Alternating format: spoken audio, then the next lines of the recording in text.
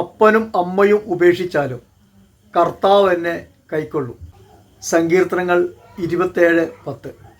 മനുഷ്യർ നമ്മളെ തള്ളിക്കളയും, ഉപേക്ഷിക്കും, നമ്മളെ കുറ്റം വിധിക്കും, പരദൂഷണം പറഞ്ഞ് നമ്മുടെ പേര് ദുഷിപ്പിക്കും.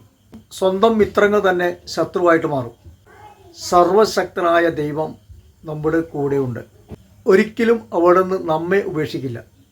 നാം ഉപേക്ഷിച്ചാലും ദൈവം നമ്മെ ഉപേക്ഷിക്കുന്നില്ല. മുലകുടിക്കുന്ന കുഞ്ഞിനെ അമ്മയ്ക്ക് മറക്കാനാവുമോ? പുത്രനോട് പെറ്റമ്മ കരുണ കാണിക്കാതിരിക്കുമോ? അവൾ മറന്നാലും ഞാൻ നിന്നെ മറക്കില്ല. ഞാൻ നിന്നെ എൻ്റെ ഉള്ളംകൈയിൽ രേഖപ്പെടുത്തിയിരിക്കുന്നു. ഏശയ്യാ പ്രവാചക പുസ്തകം 49 അധ്യായം 15 തിരുവചനം. ആരെല്ലാം തള്ളിക്കളഞ്ഞാലും കർത്താവ് നമ്മെ കൈക്കൊള്ളും. ഒരിക്കലും തള്ളിക്കളയാത്ത ദൈവത്തിൻ്റെ അനന്ത സ്നേഹവും കരുണയും എപ്പോഴും നമ്മുടെ കൂടെയുണ്ട്, നമ്മളെ വലയം ചെയ്യുന്നുണ്ട്.